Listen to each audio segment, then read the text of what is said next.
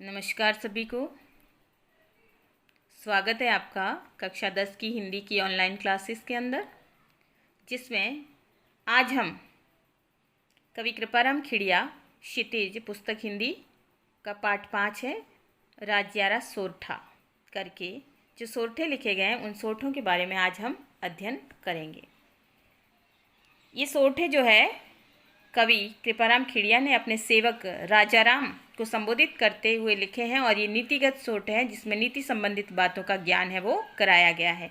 तो पहला सोरठा हम समझते हैं कि गुण अवगुण जिण गाँव सुने न कोई सांभळे, उण नगरी विच नाव रोही आछी राजिया। कि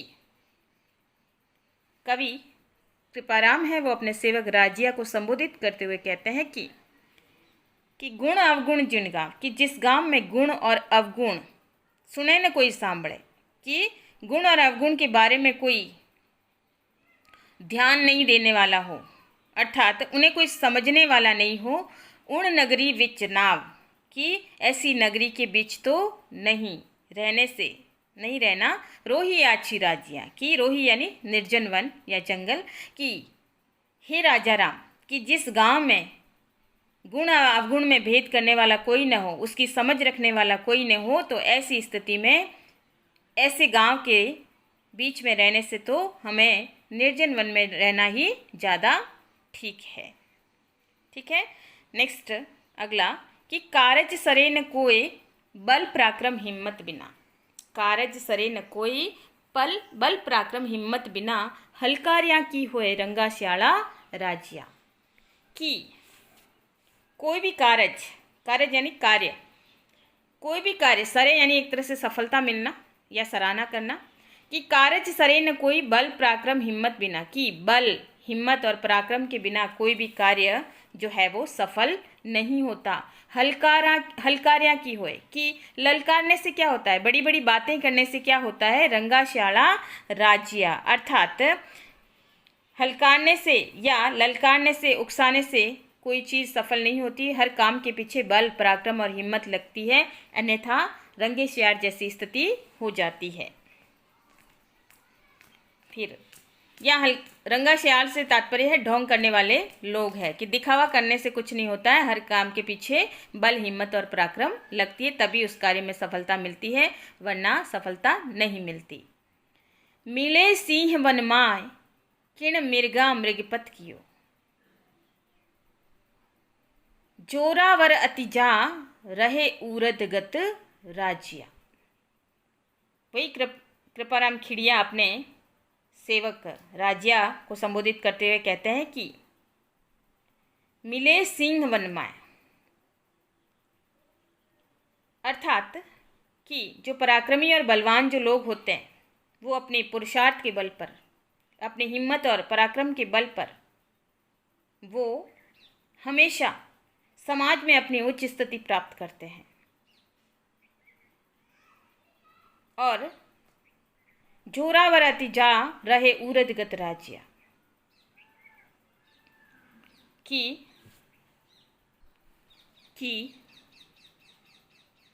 जोरावर अति जा रहे उरदगत राज्य, कि जो बली पराक्रमी व्यक्ति जो जहाँ रहता है वो वहाँ पर उरद यानी उच्च स्थान प्राप्त कर लेता है। तो यहाँ समझते हैं कि मिले सिंह वनमा, अर्थात सिंह यानी शेर, जंगल का राजा, वो वन के अंदर रहता है, जंगल में रहता है। किण मिर्गा मृगपत कियो, कि किण मिर्गा यानी जंगल के अन्य जानवर। ठीक है, तो किन मिर्गा मृगपत कियो, कि किसी ने उसको मृगपत यानी जो है पशुओं का राजा, कि किस जानवर ने उसको या किन जंगलों के जानवर ने उसे मृगपत बनाया या जंगल का राजा बनाया। जोरावर अतिजा, कि जो पराक्रमी जो हिम्मतवान पशु होता है, व्यक्ति होता है, ठीक है यहाँ पे, कि जोरावर अतिजा रहे उरदगत राजिया, कि शेर अपने दम पर वहाँ पर राजा बना हुआ, किसी ने उसे राजा नहीं बनाया, बल्कि उसने अपनी ताकत अपने बल के ऊपर वहाँ पर अपनी स्थिति को मजबूत बनाया है, वहाँ अपना ऊंचा स्थान किया है। उरदगत राजिया, कि उसने उरद यानी स्वयं ने वहाँ पे ऊंचा स्थान है वो बनाया, कि हे राजिया, अर्थात यहाँ पे कहा गया है कि कि जो बलवान प्राणी होता है, जो ताकतवर व्यक्ति होता है, वो जहाँ भी रहता है उसे वो अपनी स्थिति अपने दम पर मजबूत बना लेता है और उच्च स्थान प्राप्त कर लेता है। कोई दूसरा उसे नहीं बनाता, बल्कि वो स्वयं के दम पर ही सब कुछ हासिल कर लेता है। फिर चौथा जो हमारा है कि आछा जुद अणपार, जुद यानी युद्ध, धार खगा सन्मुख धसे। धार, खगा, खगा यानी जो है तलवार, खड़ग, सन्मुख धसे भोगे हुए भरतार, भोगे हुए भरतार रसा जी के नरराजिया। कि भोगे हुए अर्थात कह सकते हैं कि जिन्होंने युद्ध का भोग किया हुआ हो या जिन्होंने इस चीज़ को भोगा हो, भरतार यानी स्वामी और रसा यानी धरती। तो इसको समझते हैं कि आछा जुद अणपार, आछा कि युद्ध में भाग लेना, अणपार यानी एक तरह से कह सकते हैं गौरव की बात है कि आछा जुद अणपार, कि युद्ध में भाग लेना गौरव की बात है। धार खगा सन्मुख धसे, जो सच्चा वीर होता है, जो सच्चा शूरवीर होता है, वो हमेशा युद्ध के अंदर तलवारों के सामना करता हुआ आगे बढ़ता है या तलवारों के सामने जो है जाता है और फिर वो अपनी लड़ाई है वो लड़ता है। भोगे हुए भरतार अर्थात कि जो व्यक्ति चुनौतियों का सामना करता है, जिन्होंने बार बार युद्ध के अंदर अभ्यास किया हो, ऐसा ही व्यक्ति जो है वो जीतता है या अपने उस दम पर वो विजय प्राप्त करता है। रसा जी के नरराजिया, के ऐसे ही साहसी और दमदार व्यक्ति ही इस रसातल पर, इस धरती के ऊपर राज करते हैं। अर्थात जो सच्चा शूरवीर है वो युद्ध में अपने दम पर तलवारों का सामना करता है, अपना साहस से तीखी धार और तलवारों का सामना करता हुआ ऐसा साहसी व्यक्ति ही इस धरती के ऊपर राज करने के लायक होता है, या वो ही व्यक्ति है, ऐसा ही व्यक्ति है वो इस धरती का स्वामी बनकर राज कर सकता है। अगला, इणही सुअवदात कैणी सोच विचार कर, बेमौसरी बात रूढ़ी न लागे राजिया। कवि कृपाराम जी खिड़िया कहते हैं इन्हीं यानी इन्हीं, अवदात यानी कहना है अच्छी बात या हितकारी, कैणी सोच विचार कर, कैणी यानी सोच विचार कर कहना, बेमौसरी बात बिना मौसम की बात, बेमौसर, मौसर यानी मौसम, असमय की बात, रूढ़ी न लागे राजिया, रूढ़ी यानी एक तरह से अच्छी नहीं लगती। कि कवि कृपाराम खिड़िया ये कहते हैं अपने सेवक से या उसको संबोधित करते हुए कि इन्हीं सुअवदात कैणी सोच विचार कर की, हे राजिया, अच्छी या हितकारी बात, भलाई की बात भी व्यक्ति को सोच विचार कर ही कहनी चाहिए, क्योंकि बेमौसरी बात कि बिना समय या बिना अवसर की बात भी अगर बेमौसम में बिना अवसर के की जाए, या अच्छी कितनी भी अच्छी बात भी अगर बिना अवसर के बिना मौके पे की जाए तो वो भी अच्छी नहीं लगती है। अर्थात कितनी भी बात अच्छी क्यों ना हो, हमेशा समय के आधार पे या अवसर के आधार पर ही उसे कहना चाहिए। बिना अवसर बिना मौके पर कही गई बात का कोई मूल्य नहीं रह जाता है और वो अच्छी नहीं लगती है। अगला हमारा जो छठा सोठा है कि पहली किया उपाव दव दुश्मन आमय दटे, प्रचंड हुआ विश्वाव रोभा घाले राजिया। पहली किया उपाव, उपाय यानी उपाय, दव यानी दावाग्नि जंगल की आग, दुश्मन यानी शत्रु, आमय यानी रोग, आमय दटे यानी रोग, प्रचंड हुआ विश्वाव कि ये तीनों चीज़ें अगर ये भयंकर रूप धारण कर लेती है, बड़ा रूप धारण कर लेती है तो रोभा घाले राजिया, घाले यानी डालना, और रोभा यानी कष्टकारी हो जाती है। अब सुनिए इसको कि कवि कृपाराम खिड़िया अपने सेवक राजाराम को संबोधित करते हुए कहते हैं कि हे राजिया, पहली किया कि दव दुश्मन और आमे, अर्थात एक तो जंगल की आग, जो जंगल में कई बार आग लगती है, हम देखते हैं पूरा का पूरा जंगल है वो झुलस जाता है और उसमें कई जानवर है वो मर जाते हैं और कई तरह की हानि भी होती है। तो ऐसी स्थिति में कवि ये कह रहा है, एक तो जंगल की आग, दूसरा दुश्मन, शत्रु को कभी भी ढीला नहीं छोड़ना चाहिए, शत्रु को समय पर सबक सिखा देना चाहिए। अन्यथा अगर शत्रु हमारी कमजोरी देखकर फिर कहीं ना कहीं वो हमें नुकसान पहुंचा लेता है। उसी तरह से अगर शरीर के अंदर कोई रोग हो जाता है तो रोग को हमें लंबे समय तक टिकने नहीं देना चाहिए। रोग के शुरुआती दौर में ही उसका हमें इलाज करवा लेना चाहिए, उपचार करवा लेना चाहिए, अन्यथा ये भी हमारे शरीर के लिए कष्टकारी हो सकते हैं। क्योंकि प्रचंड हुआ यानी रोग अगर बढ़ जाता है, जंगल की आग अगर प्रचंड हो जाती है और दुश्मन अगर बढ़ जाता है तो क्या करेंगे, ये सब हमको हानि पहुंचाएंगे, हमारे लिए कष्टकारी हो जाएंगे।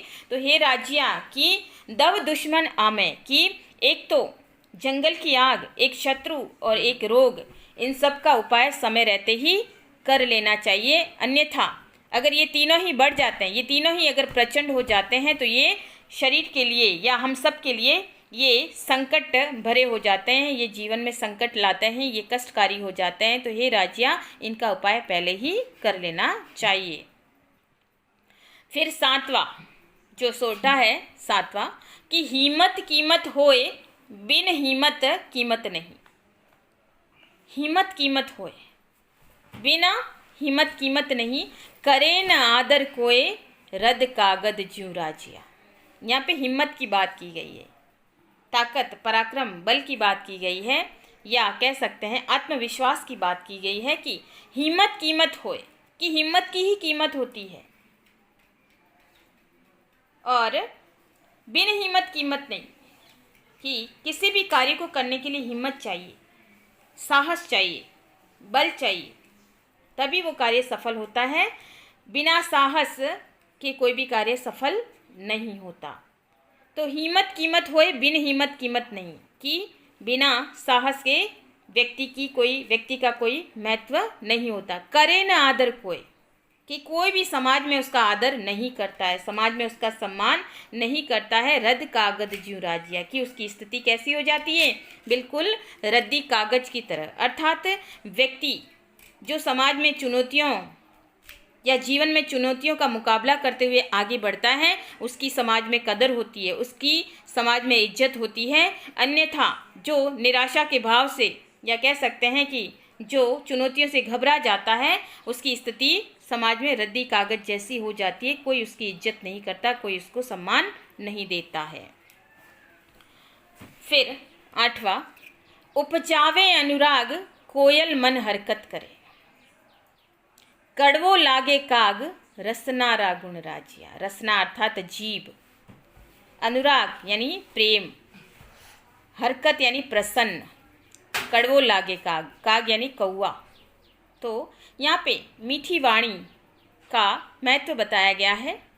कवि कृपाराम जी अपने सेवक वही राजिया को संबोधित करते हुए कहते हैं कि हे राजिया, उपजावे अनुराग, कोयल मन हरकत करे, कि कोयल जब बोलती है अपनी मीठी वाणी में तो मन के अंदर प्रेम बढ़ता है कोयल की मीठी वाणी को सुनकर, और मन प्रसन्न हो जाता है। अनुराग यानी मन में प्रेम भाव पैदा करता है और मन प्रसन्नता से भर जाता है।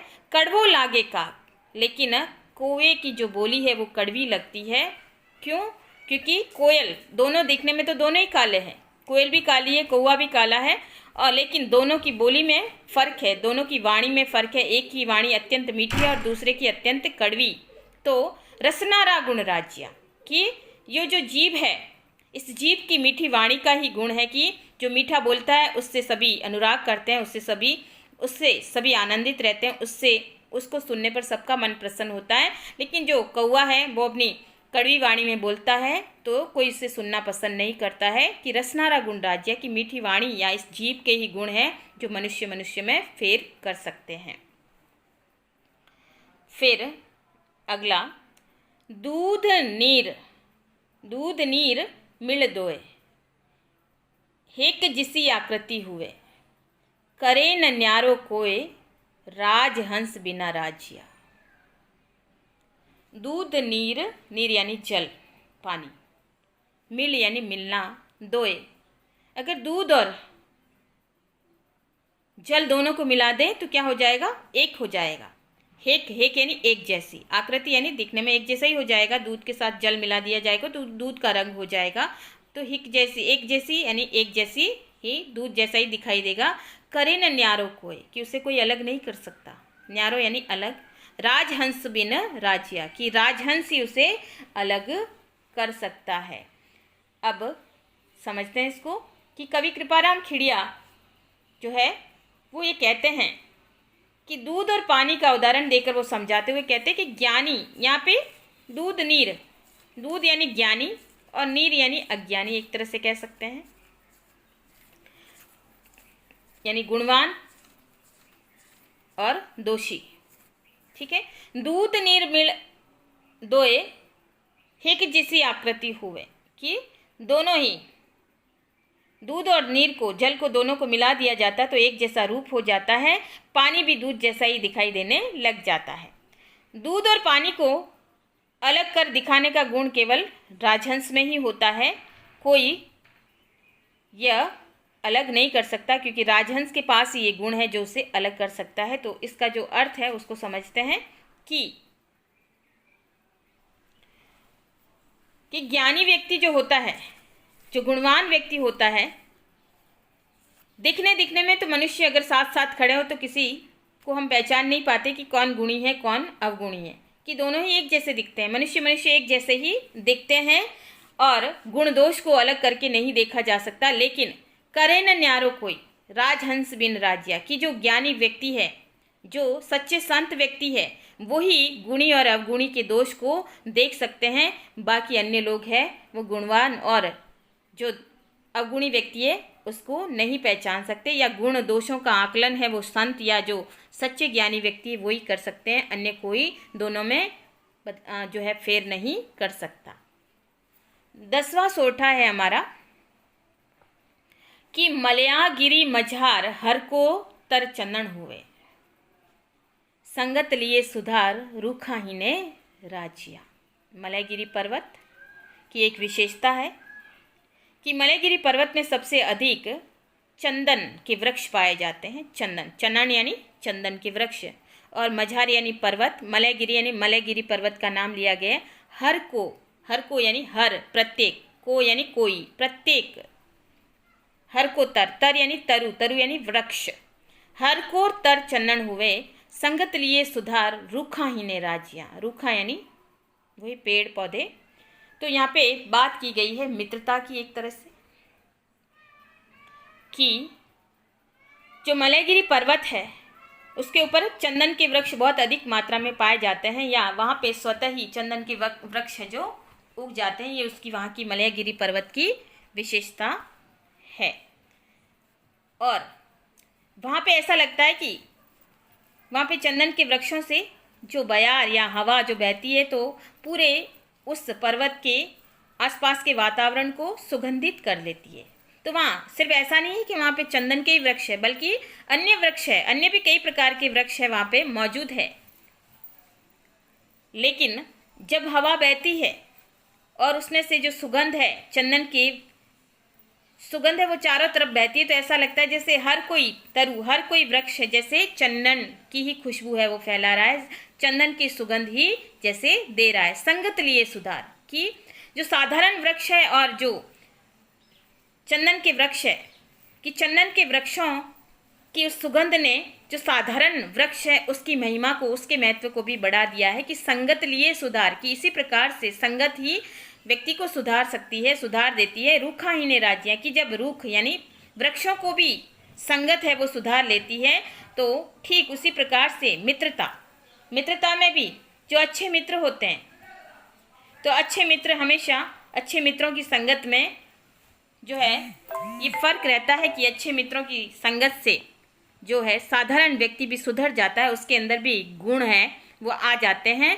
और उसके अंदर की बुरी आदतें वो चली जाती है और अच्छी आदतों का उसमें विकास हो जाता है। तो जिस प्रकार से मलयागिरी पर्वत पर जो चंदन है वो साधारण वृक्षों को भी महका देते हैं, तो जीवन में अगर अच्छे मित्र हो तो वो भी हमारे जीवन को चंदन की तरह ही महका देते हैं।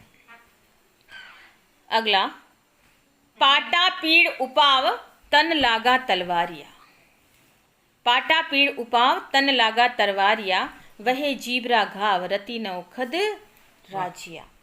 पाटा पीड़ उपाव कि घाव लगने पर तन लागा तलवारिया, तलवारिया यानी तलवार या खड़ग, कि राजा राम को संबोधित करते हुए कवि ये कहता है कि तलवार के प्रहार से किए गए घाव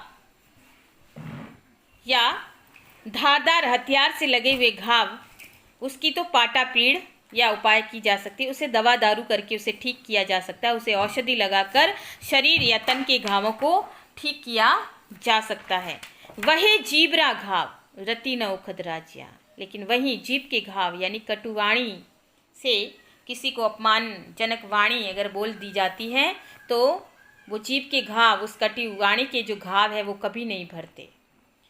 कि तलवार के घाव तो फिर भी भर जाते हैं, लेकिन कठोर वाणी या कटु या अपमानजनक भाषा के प्रयोग से जो घाव व्यक्ति के मन पे पड़ जाते हैं, तो उस रति न उखद राजिया कि ऐसे घावों को उस कोई इलाज नहीं, उखद यानी औषधि, कि रति न उखद राजिया की ऐसे कटु घावों की कोई औषधि नहीं है, क्योंकि वो घाव तो उम्र भर के लिए या जीवन भर के लिए अंदर आ जाते हैं, या कह सकते हैं कि जीवन भर के लिए ऐसे घाव हैं वो कहीं ना कहीं मन के अंदर बैठ जाते हैं। तो हमेशा किसी को भी सोच समझकर मीठी वाणी में ही बात करनी चाहिए, अपमानजनक वाणी का प्रयोग है वो नहीं करना चाहिए, क्योंकि अपमान के घाव या ऐसे घाव है वो जीवन में कभी नहीं भरते हैं, उसका कोई उपाय नहीं है।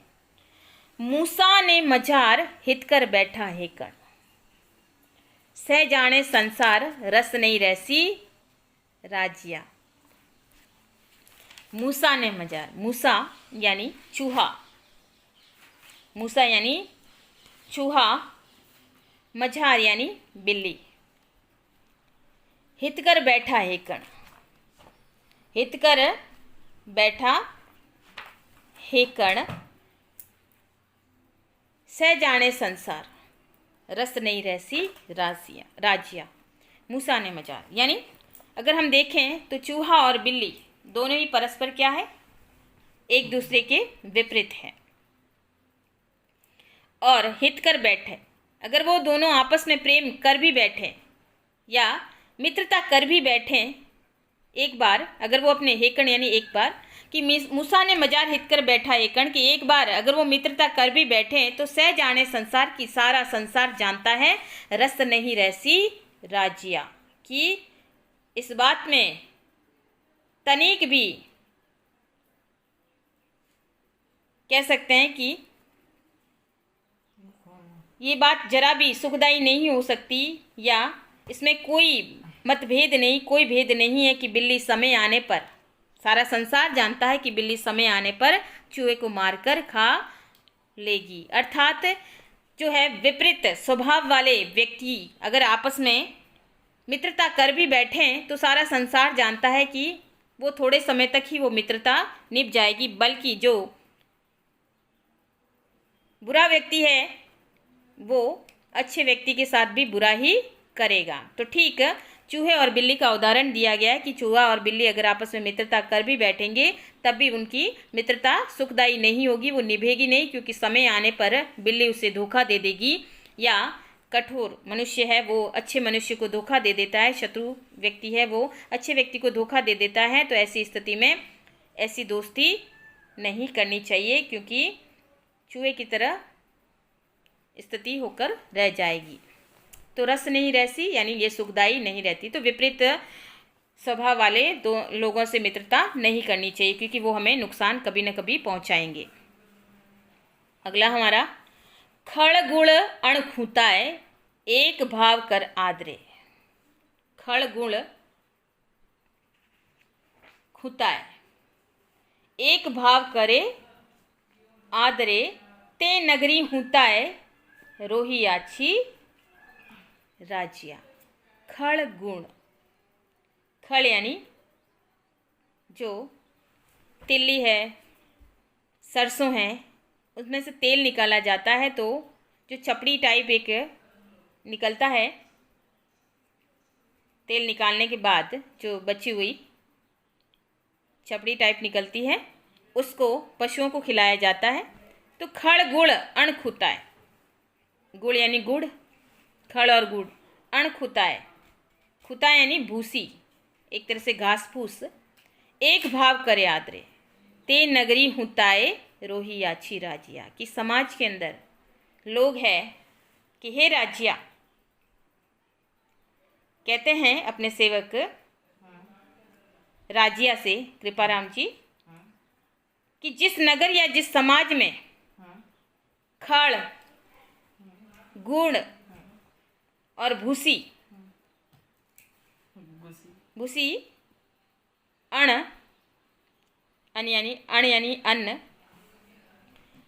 कि खड़ गुण अल अण खुताय, कि जहाँ पर जिस समाज में खड़ गुड़ और कचरा, एक तरह से भूसी, सबको एक जैसा महत्व दिया जाता है, एक जैसा ही सम्मान दिया जाता है, एक जैसा ही आदर भाव दिया जाता है, तो ते नगरी हुताय रोहियाची राज्या। कि हे राज्या, ऐसे नगर में तो रहने से अच्छा है निर्जन वन में रहना, जंगल में रहना ही हितकारी है। क्योंकि जो अच्छा व्यक्ति होगा, गुण कि जो अच्छा व्यक्ति होगा उसे दर्द होगा, उसे तकलीफ होगी कि उसे समाज में अन्य लोगों के बराबर ही माना जा रहा है, उसके गुणों का वहाँ सम्मान नहीं हो रहा, उसका आदर नहीं किया जा रहा है, तो वो दुख से भर जाएगा, दर्द से भर जाएगा। तो हे राज्या, ऐसे लोगों के बीच में जो सभी में एक जैसा ही भाव रखे, सभी के साथ एक जैसा व्यवहार करे, सभी को जो गुण और अवगुण में भेद न कर पाए और सबको एक जैसा आदर दे, तो हे राज्या, ऐसी नगरी में रहने से तो अच्छा है कि जंगल के अंदर ही रहा जाए, निर्जन वन के अंदर ही रहा जाए। हमारा जो 14वां सोठा है, घण घण साबड़ घाय, ना फूटे पहाड़ निवड़, जड़ कोमल भिद जाए, राय पड़े जद राजिया। घण घण, घण घण यानी घना, बहुत सा, साबड़ यानी हथौड़ा, न फूटे, न फूटे नहीं, फूटे, पहाड़ यानी पहाड़ पर्वत, जड़ कोमल, जड़ कोमल, कोमल यानी कोमल, भिद जाए, भिद जाए यानी उसके अंदर से प्रवेश कर जाती है, राय पड़े जद, राय यानी दरार। कवि कृपाराम खिड़िया अपने सेवक राजा राम को संबोधित करते हुए कहता है कि घण घण साबड़ जाए, न फूटे पहाड़ निवड़। कि हे राजा राम, कि सब्बड़ या जो बड़ा हथौड़ा होता है, उससे बहुत अधिक प्रबल चोट या प्रहार करने पर भी पहाड़ नहीं टूटता। यानी बड़े से बड़ा हथौड़ा भी हो, उसे पहाड़ तोड़ना है तो कितना भी प्रहार करो, लेकिन आसानी से पहाड़ है वो नहीं टूटता, क्योंकि पहाड़ शक्तिशाली होता है, उसे तोड़ा नहीं जा सकता। जड़ कोमल भिद जाए, लेकिन अगर उसी पहाड़ के अंदर दरार पड़ जाती है, उस पहाड़ के पत्थरों में अगर दरार पड़ जाती है, तो उसमें से भी छोटा सा पौधा है जो अपनी जड़ें निकल जाती है, या पौधा है वो वहाँ से अपनी जड़ आसानी से प्रवेश करके पौधा बन के बाहर आ जाता है। राय पड़े जद राजिया, अर्थात पत्थर में अगर दरार पड़ जाती है, पहाड़ में अगर दरार पड़ जाती है, तो उसमें से भी कोई भी साधारण जड़ या कोमल जो पौधा है वो अपनी जगह बनाकर उसमें से बाहर निकल आता है। तो यहाँ पर कवि ये बात समझाने की कोशिश कर रहा है कि कोई भी शत्रु हमें तब तक हानि नहीं पहुंचा सकता जब तक हम एकता में रहें, हम एक रहें, चाहे वो घर हो, परिवार हो, राज्य हो, देश हो, दुर्ग हो। लेकिन अगर उसके अंदर एकता है, उसके अंदर प्रेम है, तो कोई भी शत्रु वो कितने भी प्रबल चोट या प्रहार क्यों न करें, लेकिन उस घर के या उस परिवार के अंदर हानि पहुंचाने का कार्य नहीं कर सकता। चाहे परिवार हो, देश हो, राष्ट्र हो या जो भी, तो किसी को वो हानि नहीं पहुंचा सकता। जड़ कोमल भिद जाए, लेकिन अगर थोड़ी सी भी असावधानी या थोड़ी सी भी दरार का भेद अगर शत्रु को मिल जाता है तो शत्रु क्या करेगा, हानि पहुंचाएगा। तो शत्रु समय रहते ही, मौका देखते ही वो हानि पहुंचाएगा। तो यहाँ पे कवि जो ये है यही बात कह रहा है कि हमें जो है आपसी समझ के आधार पर एक रहना है। कभी भी किसी को अपने घर के भेद, अपने परिवार के भेद है वो बाहर लोगों को नहीं देने, अन्यथा लोग आकर घर के अंदर दुश्मनी पैदा करेंगे या हानि पैदा करेंगे। अंतिम हमारा सोठा है, पय मीठा कर पाक जो अमृत सींची जिए, उर कड़वाई आक रंच न मुके राजिया। पय मीठा कर पाक, पय यानी दूध या जल, ठीक है। पय मीठा कर पाक, पाक यानी पकाना, जो अमृत सींची दिए, और उसके ऊपर उसमें कितना भी मीठा डाल दो, कितना भी अमृत डाल दो, उर कड़वाई आँख रंचन मुँह की राजिया, की आँख जो है वो कड़वा पौधा होता है, उसका दूध है वो कड़वा होता है। तो आँख के दूध को पानी डाल के, कितना भी मीठा डालकर, कितना भी अमृत सींच कर उसको अगर पका दिया जाए तो वो अपनी कड़वाई नहीं छोड़ता, अपना कड़वापन नहीं छोड़ता है। कितनी भी शक्कर उसमें डाल दिए, अमृत यानी यहाँ शक्कर कह सकते हैं, कि कितना भी मीठा कर दो, कितने भी उसके अंदर शक्कर डाल दो, कितना भी उसको अच्छा बनाने का प्रयास कर लो, लेकिन पकने पर भी जो आँख का दूध है वो अपना कड़वापन या अपनी कड़वाई नहीं छोड़ता है। रंच न मुँह की राज्य, रंच यानी तनिक भी वो अपनी कड़वाई नहीं छोड़ता है, अपना कड़वापन कम नहीं करता है। तो यहाँ पे इसका अर्थ या भाव कह सकते हैं कि स्वभाव से ही जो लोग मनुष्य ईर्ष्या करने वाले होते हैं, जो कुटिल लोग हैं, उन्हें हम कितना भी सुधारने का प्रयास करें, कितना भी मधुर स्वभाव वाला हम उनको बनाना चाहें, या हम कितना भी मधुराई के साथ उनके साथ बोलें, मधुर वाणी में उनके साथ रहें, या उनको मीठी वाणी में बोलें, लेकिन फिर भी समय आने पर, या कह सकते हैं वो अपने मन की ईर्ष्या, अपने मन की कड़वाई है वो नहीं छोड़ते हैं। तो हे राजा राम, यानी ऐसे लोगों से दूर रहने की ही बात कही गई है कि ऐसे ईर्ष्यालु या ऐसे बुरे लोगों के साथ मित्रता करके अपना समय और अपना परिश्रम है वो व्यर्थ नहीं करना चाहिए, और अच्छे लोगों की संगति में रहना चाहिए, क्योंकि बुरे लोग हैं वो अपने मन की कड़वाई है वो कभी नहीं छोड़ते हैं। तो इस प्रकार से ये राज्य के जो सोरठे हैं वो पूरे हुए, और इस प्रकार आज का जो है हमारा कार्य समाप्त हुआ।